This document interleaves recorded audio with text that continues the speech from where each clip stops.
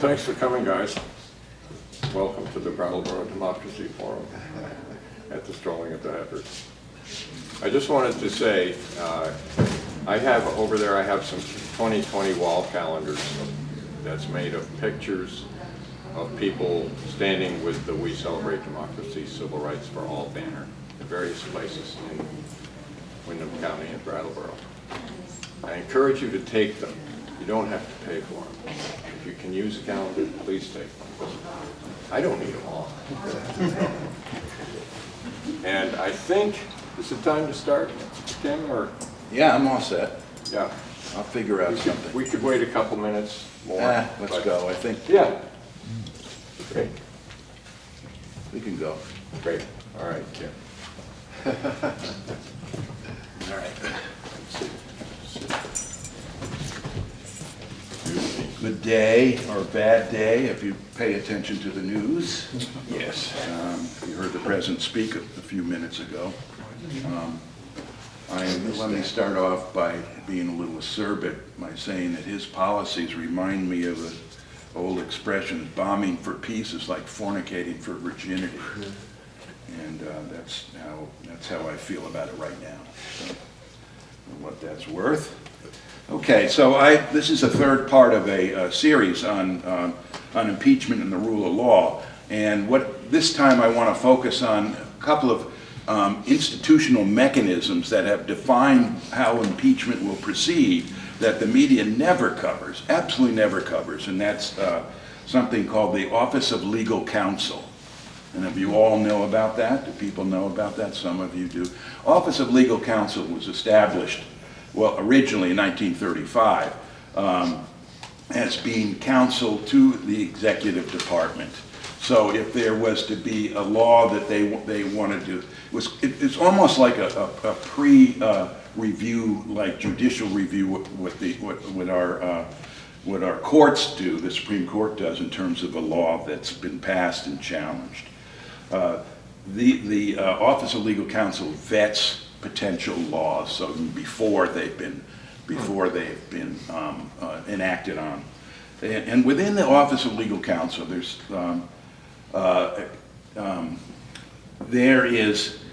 have created in 1973 and 2000 two very important legal memos, which I'm going to challenge. What I'm going to do is I'm going to go through them to a certain extent, give the government's point of view, and then critique it. Because I think it's pivotal to understanding what I regard in the underlying thesis of what I've been speaking about is a structural weakness with the whole idea of the rule of law, that we don't have a structure that really deals with a president who openly and even covertly violates the law. We don't, hope we're going to stay awake here. And that in part because of structural weaknesses that are within the Constitution. Sure, there are weaknesses with the leadership. Donald Trump is easy to criticize. It's one of the easiest ones we could possibly criticize. But I think he is more of a symptom of what our system is than the problem. The problem is the system. And the system enabled somebody in such an undemocratic fashion to sustain his leadership and an undemocratic fashion to gain leadership. All you have to do is look at the Electoral College and that, 2 to 3 million voters, more voters voted for the opposition than to Trump. That is not a democratic system. I don't care how you spin it, it's not democratic. Well, I'll argue that this structure of the impeachment process falls into that category of a structural weakness that's wrong with our system. So you can tinker with it. You can take a proper leader, whoever that may be, and in the proper hands, that instrument may work. But I argue that it's the instrument itself that's fundamentally undemocratic, and the leader in this case is almost irrelevant. So in 1973, the Office of Legal Counsel was headed by Robert Dixon. He was a Nixon appointee. The Office of Legal Counsel would be advising Nixon And also, I'm going to refer to a 2000 memo that was a memo written by the Office of Legal Counsel that both pertain to how we conduct impeachments, and more closely, how do we treat a president if we feel that he has or she has violated the law. These memos deal with immunity, the concept of constitutional immunity. We have under our Constitution, under Article 1, we have what is known as immunity. So an elected official can do certain things without fear of prosecution. All right. That doesn't mean that that's in perpetuity. It doesn't mean that right is absolute. And what I'll demonstrate here that is not absolute. So immunity grants members of Congress limited civil liability. There is no such express liability or limits on protections in the Constitution for presidents. There's nothing in the Constitution that says presidents automatically has immunity or executive privilege. Indeed, in 1800, Charles Cosworth Pinckney, senator from South Carolina, said the failure to, quote, the failure to provide for presidential immunity was deliberate, quote unquote. It was intentional not to give him blanket immunity for obvious reasons, at least obvious to folks like us, not so obvious to members of Congress. The executive privilege is the power of president and other members of the executive department to resist certain subpoenas in order to protect the confidential communications if any of that, revealing that will disturb the function of government. Problem with executive privilege, it still is not settled law. It has always been in contention, and it is broad, it is vague, it is ill-defined, and subject to abuse, as we are seeing played out right now, particularly with these denial of subpoenas. It's very interesting that as we speak, the president's lawyers have argued just recently that a president cannot be investigated or prosecuted, cannot be, even if he commits murder. That was a hypothetical that was thrown out by an appellate court in New York. Well, even if they committed murder, and of course, and that's a playoff on what he said he bragged about during the campaign in '16. And so they are arguing, his Justice Department argues, his counsel is arguing that he can never be prosecuted. Somehow he floats above us all. Well, that concept does damage to our notion of rule of law. Also, the separation of powers comes into play here, and this comes from Government 101 that you all remember in high school and college, is that each branch is supposed to be co-equal, and that if you make a ruling that will imbalance one over the other, prejudice one over the other, then that does not deserve constitutional protection. What we're seeing today is a wholesale violation of that, a wholesale structural violation of that concept. I would argue that it's virtually non-existent now, the notion of balance of power and separation of powers. So getting to the 1973 Office of Legal Counsel memo that guides us in terms of procedures having to do with investigating the president, the Supreme Court decision in 1974 challenges the notion that a president cannot be prosecuted. The executive privilege, the right of a president to keep certain, I just said that. But the Supreme Court decision in 1974, Nixon versus the United States, you may remember what that was, having to do with the defendants who wanted to get at information in order for them to be exonerated from Watergate, because they were the burglars, the 7 burglars. What the OLC counsel's memo argued was that a president cannot be investigated or indicted while in office. Now remember, you have to remember this is while in office. I'll give you their remedy, and you can predict it but I want to make the government's case first for a little while.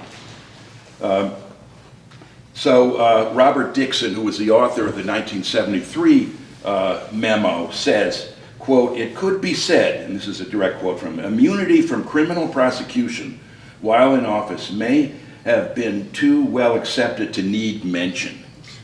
He makes a presumption, outrageous presumption, that there was such a grand consensus of the president is above the law that no one needed to stoop to mention that in this memo. And I'm talking about these memos. One was 70 pages long, the other one's 100 pages long. This one was 70, the one in 1973. These are not just, you know, brief emails or Twitters coming out of some mindless mind. So Dixon says, immunity from criminal prosecution while in office may have been too well accepted or needed to be mentioned, but he never defines that. He never defends that. He just articulates it as though that in itself is evidence. What Dixon goes on to quote our friend Hamilton in Federalist 65, that if a president had to go to trial, it'd be too political. It couldn't be fair. Couldn't get a fair jury or a fair proceeding. Dixon in the 73 memo argues that it would amount to incapacitation of a president if you indicted him. And he cites some reference to an 1838 case, Kendall versus United States, having to do with separation of powers and in violation of that because the president is in fact still a president. Dixon continues, and I'm making the government's case here, okay? An indictment hanging over the president while in office would damage the institution of the presidency virtually to the extent of an actual conviction. Another, in my view, a leap of legal ledger domain.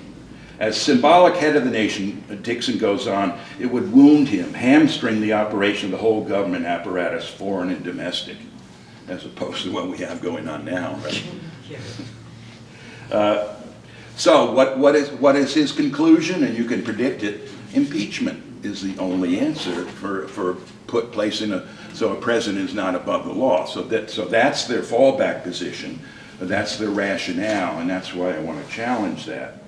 And I have gone in previous lectures. I've gone the history of impeachment and what constitutes impeachment and so forth. So that's not a subject of today's discussion.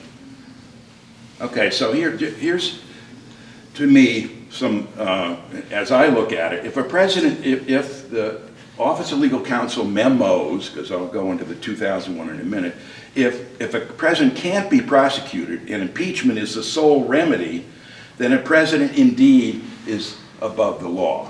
And here's my reasoning. What does it take to get a conviction in the Senate of a president?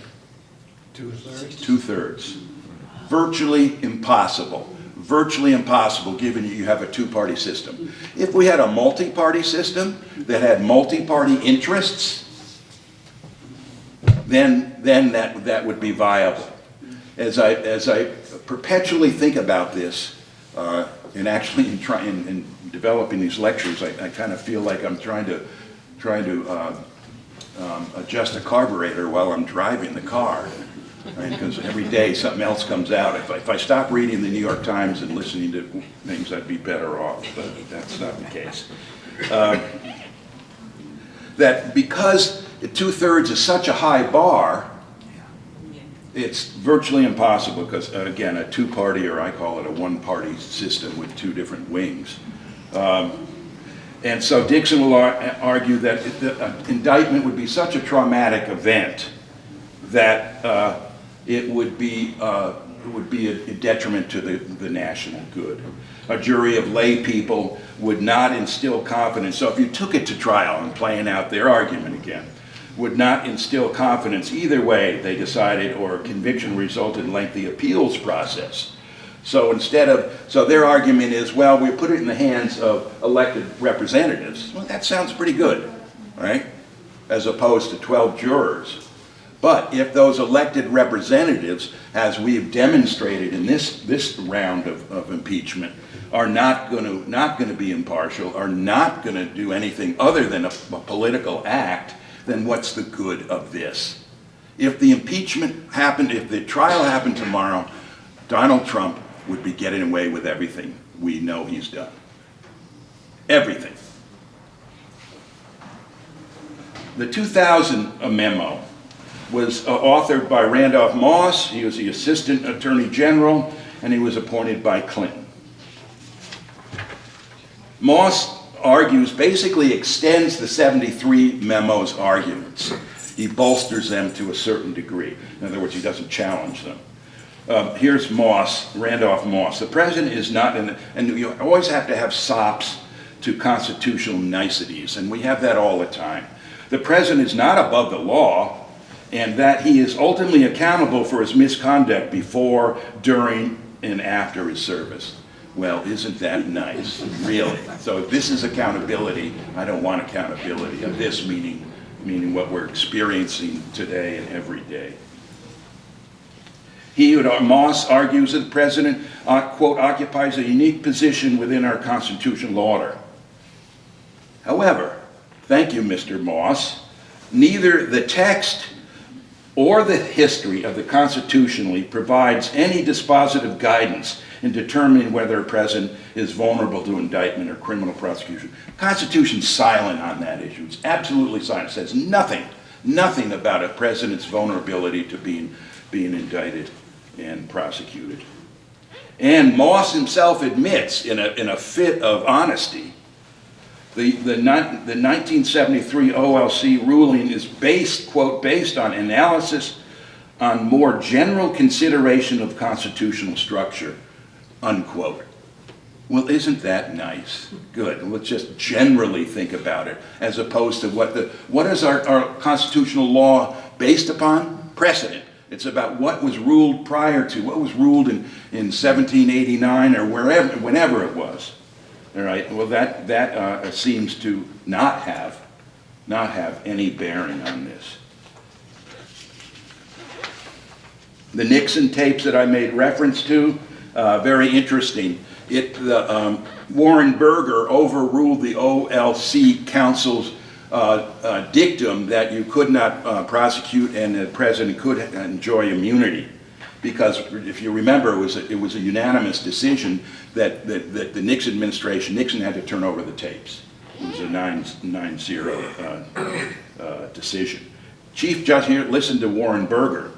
Unanimous decision, quote, absolute unqualified executive privilege would do harm to the primary constitutional duty of the judicial branch and conflict with the functions of the court under Article 3, which is a judicial branch.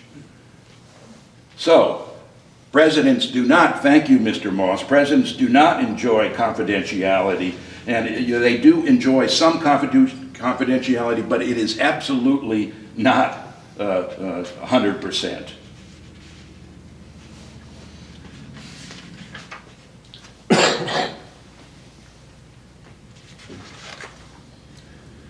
Moss continues. Again, I'm making his case and then critiquing it as we go, as you can obviously hear.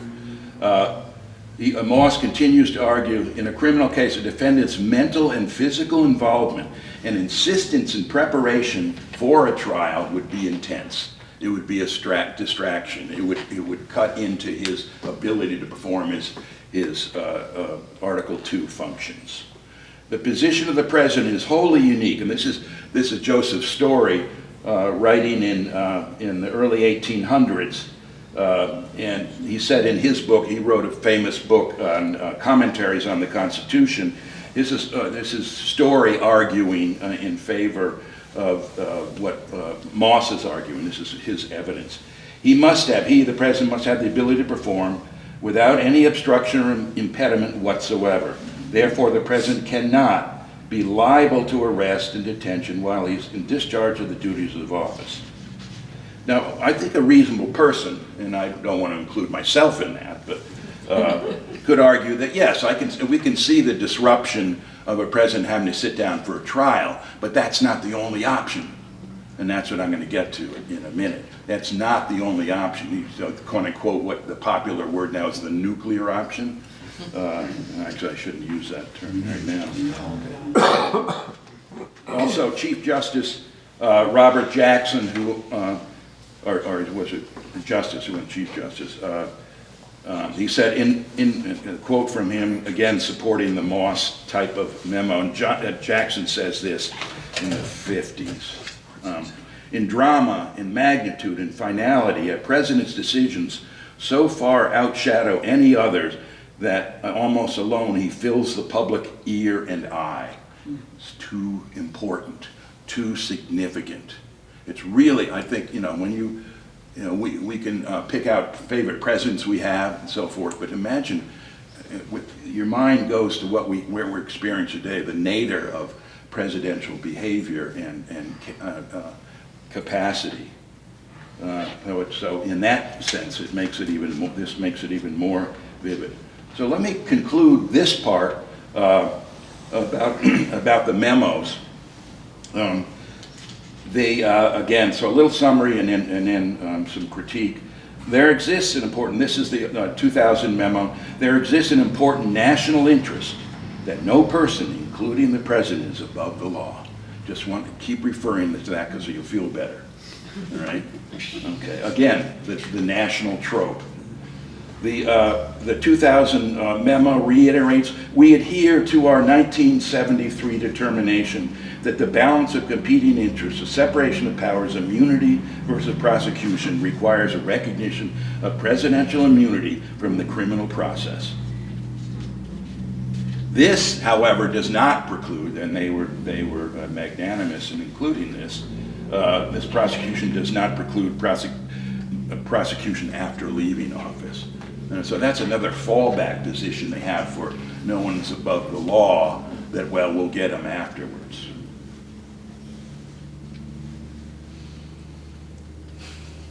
The 2000 opinion argues that impeachment satisfies that standard of no one is above the law. Prosecutors and jurors in impeachment process are politically accountable to the voters, and therefore impeachment is more democratic. Just look at our Congress today.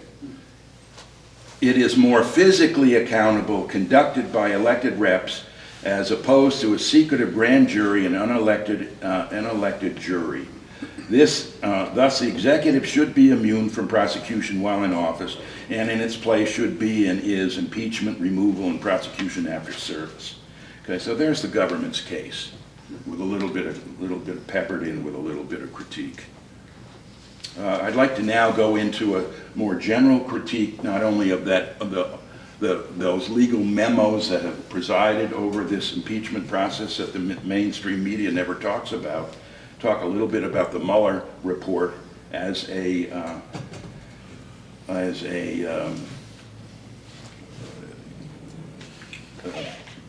outcome of both legal memos, and then draw some other conclusions. So the focus then is, can a sitting president be indicted, prosecuted, or does the president enjoy immunity and executive privilege? The two memos conclude he cannot, as we've gone through, but very interestingly enough, Leon Jaworski in the Nixon case went ahead anyway. Also, Kenneth Starr in the Clinton case went ahead and investigated. But Mueller had concluded otherwise, and that's where it becomes down to a structural weakness as well as a decision made by a key person in government. So here's Mueller in his report. Where is that tome? I hope you've all read it, of course, and memorized it. Yeah.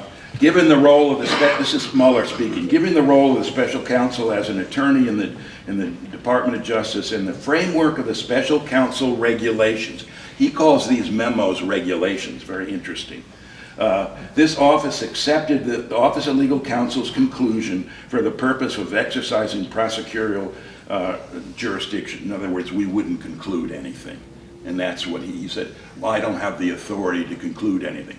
He had 330 pages of obstruction of justice.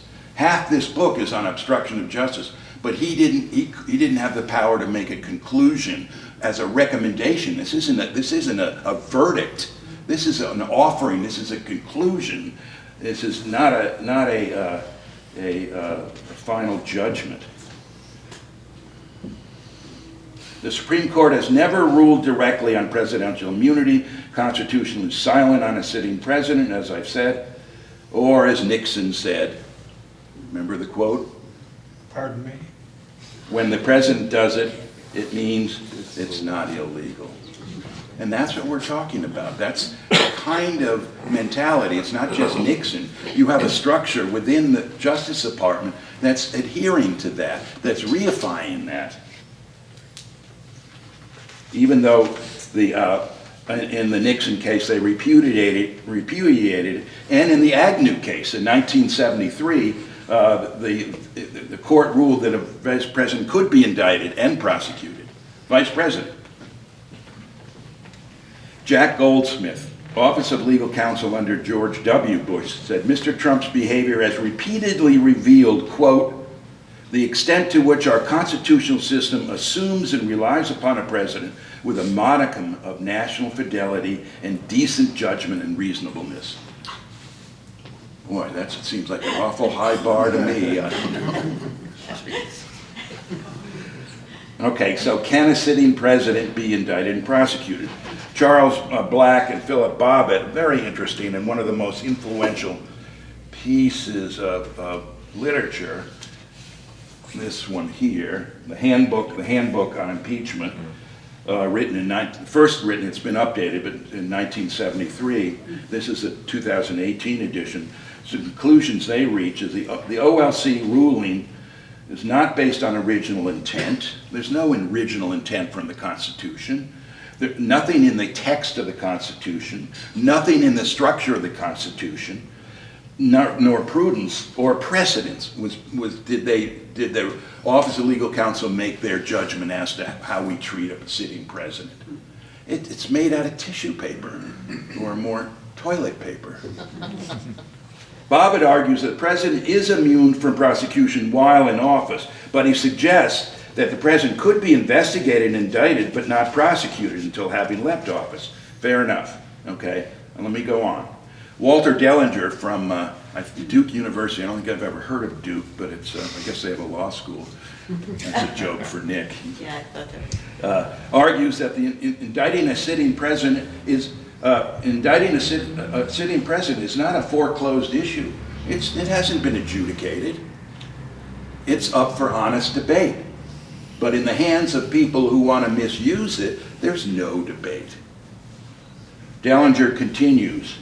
The memos, especially the 2000 memos, position against indictment rests on a weak representational argument, a reputational argument. And that would be that it would hurt the reputation, the image, and the status of the President of the United States. Again, that is such tissue paper that it's written on. Oh, the reputation of the President. Oh, how are you going to quantify that and qualify that? And if that's the case, then how do we judge our President today? Ask the world. So what Dellinger suggests, and I think it definitely had some reasonableness to it. I don't like it completely, but I'm laying out these options. Dellinger suggests that you consider indictment of the president, a sitting president, and then postpone. Indict and then postpone. So in other words, you have a sitting president, he's indicted, so he can't then get it out of it, all right? Although I think there's a loophole in that too, and that's either the 25th Amendment or the pardoning power, and that's what happened with Nixon. Nixon was never, you can't, under the powers of impardoning, you cannot pardon in an impeachment case. That's the only limitation. Lawrence Tribe maybe, I think, comes closer to it, to a reasonable position, and that's his book here. He advocates to indict and then postpone, or even indict and try and jail by invoking the 25th Amendment. Okay, so let me explain that. 25th Amendment was put in place in 1967 in response to the Kennedy assassination. Okay, what do we do in terms of replacing the president and so forth? What if the president is incapacitated, but not completely? For instance, the 25th has been invoked, I call it the Colin Amendment, because Johnson, two of the Bushes gave up power for a couple hours because they went under surgery for colonoscopies. All right, so it says, well, how about, so Lawrence Tribe says, why not, you could indict and prosecute and then imply the 25th Amendment, which is a temporary replacement of the president by the vice president, and then proceed with it that way. So that's another possibility that's never considered. Who would do that? What? Who would do that? Who would do it? Well, to declare the 25th Amendment, it has to be the vice president, and in the 25th Amendment, it is so convoluted. It's the second longest amendment to the Constitution after the 14th Amendment. And then they say a group of executive department leaders, department chairs. And then if they all agree, and then it has to be submitted to Congress, and Congress has to approve that.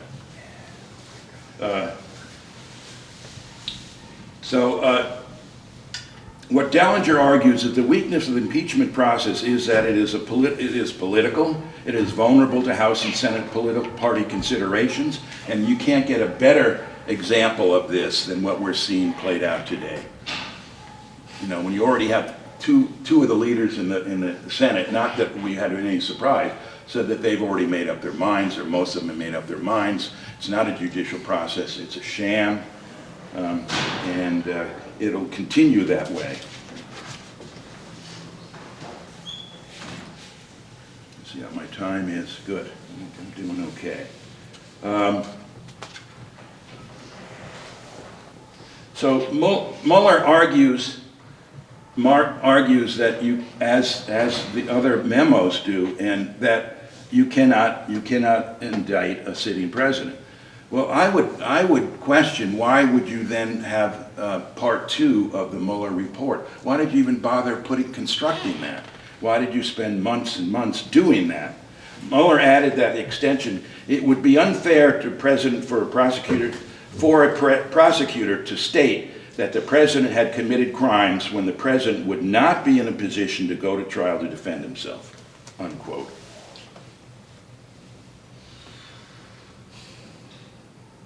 The idea that a special counsel, this is Walter Dellinger speaking in an interesting book on a diary about the Nixon impeachment by the son of James Reston, the New York Times journalist. The idea that a special counsel could neither indict nor even express a conclusion that the president obstructed justice multiple times led Muller Report to assert that it could not conclude that the president did not obstruct justice. You gotta love the convoluted, Yeah. right? The more convoluted, the more double negatives you have, you're gonna keep everybody, in the dark. Hence, Trump could declare vindication, as you remember. When the Mueller report came out, I'm vindicated, no collusion, da-da-da-da-da, right? You remember that, all right? So he could declare vindication, and this tepid Democratic response at that time, I thought was very tepid, left the public, us, me, everybody, what just went on? Yeah. Hello? A little confused, with very little appreciation for how serious and damning that Mueller report was, with at least 15 specific examples of obstruction of justice. Obstruction of justice. So this process leads to a number of conclusions by constitutional scholars. Richard Painter, He was a Bush White House lawyer, W. Bush White House lawyer. Quote, "The DOJ will not indict a sitting president for anything," unquote. And that's a Bush appointee. Will indict for nothing. They will not. A sitting president will not be indicted. And he was complaining about that. And so Mueller would investigate but would not indict. So which leads Barr to conclude, William Barr, the most biased, certainly contemporary Attorney General we've had, and certainly in the last 20 years, that a president could fire a member of the executive department for the purpose of blocking an investigation. That would be legal. He absolutely agrees with that. He concluded that's Attorney General of the United States. Yes, you can openly obstruct justice. Andrew Crespo of Harvard, and a law clerk to Stephen Breyer and to Elena Kagan, asked, are the memos binding? You know, so where'd this come from? These memos, are they binding? Neither memo were authored at the request of the head of the executive department members. They weren't authored by them. Outside of the DOJ, from the office of the president, or from the office of the president. So the Attorney General's duty is, quote, to render opinions to such officials simply does not apply. So that we to this day, we don't know who authorized these. It's a great novel. Smells a lot like self-serving political motives. Huh? Crespo says that the OLC is subject to greater degree of political control than many other DOJ officers. And the chief and all other OLC deputies are politically appointed. So what we have is we have a legal structure that is riddled and with termites of politics. And that is supposed to protect us in terms of our adherence to a rule of law. Bruce Ackerman of Yale Law said the OLC not only works for the president, but also tries to, quote, facilitate the objectives of the president. That's part of according to him, that's even in the best practices guidelines of the OLC. You will do anything you can to protect the president. It's precisely the opposite, a structural difference of where you find justice. According to Crespo, back to Crespo, the Office of Special Counsel, that would be Mueller, was created as an independent entity not subject to politics. Sounds good. Originally established in 1978, the office was established by the Ethics in Government Act of '78. The Office of Special Counsel, Mueller, is designed to be independent of the Office of Legal Counsel, and therefore is not bound by the OLC guidelines. So Mueller was not even bound, according to these scholars, not even bound to those guidelines that were supposedly written in, you know, on high on mount. To do otherwise would violate the independence, and if you don't, you will violate the independence. So why did Mueller follow these guidelines? And in fact, he enhances the guidelines. I didn't really get into that much. So it's mere speculation. It could be, you know, we know he was conservative, but I think that's too simplistic. I don't know. I think about Dalton Trumbo's novel during the McCarthy era, and it was called The Time of the Toad. So I think we're maybe subject to a lot of toads or toadies. Okay, so some conclusions in terms of this whole structure of impeachment and how we get there, how it was formulated, and so forth. I believe now that both the Senate and the House leadership, I don't care what party they are, have too much power, too much authority. And I think it played out with how it really resided within Nancy Pelosi to decide. It looked like for a while there they weren't even going to even try impeachment as an avenue. And now all you have to do is look in terms of the Senate. McConnell, some are considering to ask for to obviate the trial completely. That's one possibility, and not have a trial. Imagine in 2018 if the House was still in the hands of the Republicans. We wouldn't be talking about this. There would be no talk of impeachment. There'd be no talk of this at all. There wouldn't be any investigations, as there weren't from 2016 to 2018 under the House. So you have a structure that is so highly politicized that the idea of truth evaporates. You can't get at it. It's nailing Jell-O to the wall. It just can't happen. And as I've made reference to, there's no Supreme Court decision that's ever made, no congressional statute ever created the office of legal counsel, and therefore what they said, and that it should be the law of the land. There's no check and balance on that. There's no constitutional ruling on that. It's outrageous, absolutely outrageous. In 1973, Arthur Schlesinger wrote a book called The Imperial Presidency, and he rightfully then bemoaned the powers of the president. But imagine what Schlesinger would have, he's not alive anymore, it would have felt today when you look at the growth of the executive power and war-making, executive orders, enforcement powers, immunity, pardon, command of the mass media, and ignoring subpoenas, executive orders. All of those things are of a whole, what I'm constructing here, of a structural weakness within our system that militates against democracy. In 1798 is not 2020. In 1789, or in 1789, excuse me, the government's size, scope, and overall power, go back to colonial times, overall power was quite limited. No political parties as such existed. The vice president election changed with the 12th Amendment in the Electoral College. Senators were appointed, not elected, by popular vote. Severe political polarization and scientific gerrymandering did not exist. All of these dominant mechanisms that we see today that are in operation obviously didn't exist in those days. But we still operate as though it's the same blueprint for operating a government. That doesn't make any sense. I've mentioned 2/3 of a vote in the Senate makes it virtually impossible, especially with the polarization that we have, that we in the most since at least the turn of the 19th century. In England, the only removal, you know what the removal is the only punishment for impeachment. That's it.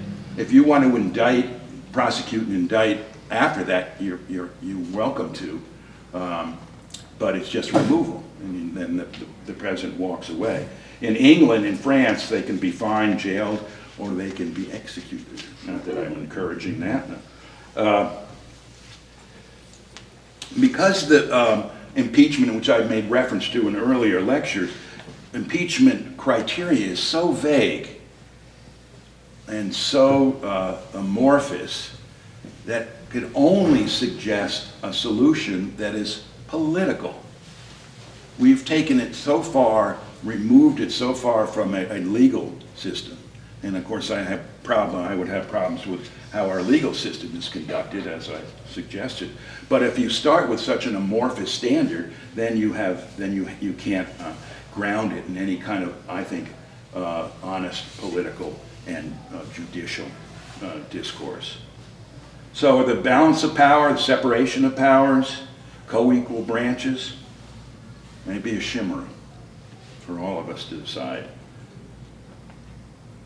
I look at, and being a student of history since the 60s, and I always go back to looking at the founding fathers. I look at the Constitution Convention. I look at the debates. I look at Madison's notes on the convention, and so forth. In some ways, there's a fallacy to that, seems to me. So all of a sudden, those folks in those days had all the power, had all the knowledge and all the truth, when in fact they didn't. They didn't even presume to. It is those who want to make them the gods of the Constitution that give it to them today. So then you end up with a really absurd construct that mainly in a conservative realm, that we should be strict constructionists interpreting the Constitution, or what is now called originalist. We have to go back. Their argument is we have to go back to what Madison, what Hamilton, what Jay, whoever had in their minds and what their intent was. Well, hell, they didn't agree. All you have to do is read the notes and the Federalist Papers. They didn't agree.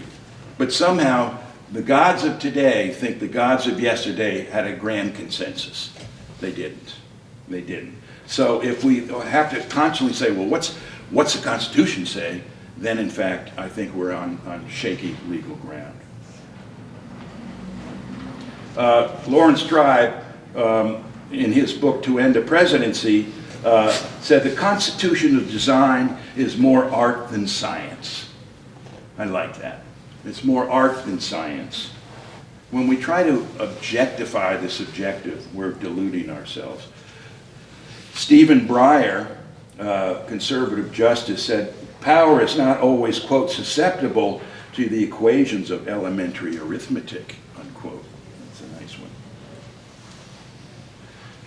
Back to Tribe, he said the dynamics of federal power are fluid, contested, and ever-changing. Rules meant to restrain may empower or cripple, or send the whole edifice spinning off in an unforeseen direction.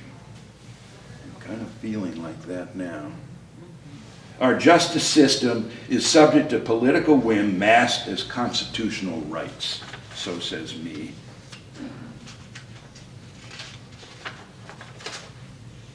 Let me, one other weakness I think of our system is if you subjected yourself to, on the radio or television, to the congressional hearings, they have to be the most non-illuminating events. I would not send a student there to learn much about the political process, because it's 5 minutes of grandstanding, 5 minutes of self-serving, 5 minutes of vicious attacks, so forth, with very little actual effort to try to get to a truth, whatever that truth may be. It's not. It's a circus. It's a horrendous circus. Okay.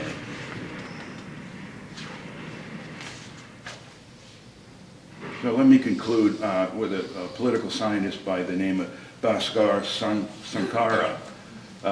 He said that this, and he's really challenged. I'm quoting him because he's supporting what I'm thinking. He says that, quoting Madison in Federalist 10, democracies, this is a quote, democracies have ever been spectacles of turbulence and contention, incompatible with the rights of property owners, unquote. All right, the father of the Constitution. This goes on, Sankara goes on, quote, the Byzantine Constitution that Madison helped create serves as a foundation for a system that rules over people rather than an evolving tool for popular self-government. And I think what we see in this process with impeachment and the structural weaknesses thereof are a monument to the weakness of our system as it is now. Thank you. Very good.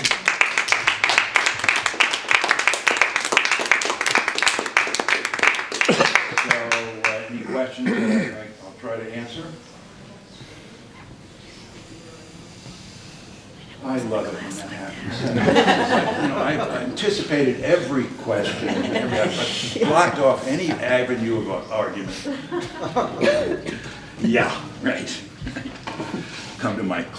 have come to my high school class, except they would never let me get away with it. Yes. Me? All right. I think you've done an excellent job of rendering me completely helpless. And I'm wondering, as an activist by nature, what's the best path to take? There's For many, justice and issue. one of the things that I find exciting about today is that there are many avenues that are being are being employed and have been being employed. We only hear about the grand things like a march and so forth. But if you look across this nation, either going after corporate power, going after electoral politics, either doing electoral politics, and you can see from the Sanders campaign of 16 what that let loose. There are a zillion different things that I believe that are possible. Campaign finance reform, environmental justice, all of these things. There are many people doing many things. And as Howard Zinn said, social change comes about when millions of people do small things. And I absolutely believe that's how social change happens. It's not and King would tell you the same thing. Martin Luther King would say the same thing. Don't follow a Messiah into the promised land because somebody else will drag you out of the promised land. No, we have to be our own leaders with our power together collectively. So as well, and I've used this quote before, Rabbi Abraham Heschel had said, I am, because he lived his whole life was one of empowerment and of fighting for justice. And someone would ask him basically the same question, you have hope. He said, well, I'm a pessimist of the intellect, but I'm an optimist of the will. And that's what we have to be. I love it. That's what we have to be. That's why people are doing what they're doing. That's why we go to these demonstrations. That's why we're knocking on doors. That's why we're doing these things. And if I've always felt that if I left my students disempowered, then I violated their rights to democracy. And I was very careful about that throughout my career. Here it's a little different. I'm much more pointed than I would be in a classroom. And then I would spend more time, of course I'd have more time too, to talk about, okay, now what do we do about it? And enforce it on them. And I'm proud to say that I had probably argued that one of the most politically active students in the state of Vermont for a long time. And that comes from people and elected officials telling me that, statewide and national. So I don't know if that helps. You could do art. Yes. Such as, everything is political, so your work is very political. Well, I'm just thinking, I had high hopes that impeachment would be a strong step in the right direction. Yeah. And after hearing you, it seems, first of all, impeachment isn't going to go anywhere. Well, it won't go And anywhere. it's muddled in so much mire Right. that it Yes. doesn't amount to anything. Yeah. It won't amount to anything. I'll get you in a minute, Nick. Remove Trump from the equation right now. Okay, envision that world. Stop smiling, okay? I Just know. envision that. So what really changes immediately? Not much. You have Pence. Nothing. That's not to say we can't make change, but the changes have to come on a macro level and a micro level. They have to go from the top to the bottom and the bottom to the top. And if we give up, they win. They win. Yeah. I was going to comment that, and as happened in Monday's talk, this sort of disaffection or this sort of sense of, geez, it's just a mirage, this impeachment thing. I think it actually has had at least the impact, that Trump is carrying with him the burden of being the third impeached president through history. He can't avoid that, that's for sure. That pisses him off. Secondly, he hasn't been able to call the Ukraine and get them to do his bidding. Biden is still a viable candidate. I mean, it has stopped him in his tracks from almost everything that was in his strategy to the degree that he has anything for it, in premeditation. But it's stopped him and it's angered him, and we are completely focused on his crimes every goddamn minute, and so all he can do is try to start World War III. I mean, it's extremely scary, but it has had a massive impact. And McConnell is about to put the virtue of the Republican Party on the table. when he tries to sham, to avoid this trial. And I predict that, Collins, McCaskill, and Romney will object and, vote for witnesses, and therefore the subpoena of Bolton, and that would be 51 to 49, and it would just be wonderful. It would really be a wonderful thing to have Bolton come up and tell his story. So in the midst of which, of course, we have to hope that more bombs don't fly, but I think it's been more effective than it is on paper, so to speak. And because it's simply on the table. That's all we're talking about, right? We're not talking about the next manipulation of Trump to, Saudi Arabia, blah, blah, blah, really, or Turkey, or, there's so many things that he would do in the absence of impeachment. Yeah, yeah. Well, spoken as a true activist, you are, the optimism. The activists in this room, we're infested with optimism. Thank goodness. You can't be an activist. You couldn't without move on that. without could not, it. You you could could not not. take another step. Yeah. Yep. Yeah, there was a Thomas Pettigrew, a psychiatrist, professor of psychiatry from Yale years ago, wrote about the pessimism as getting into your head, into your outlook, and then that colors everything you do. I mean, and I'm not just talking about depression, personal depression.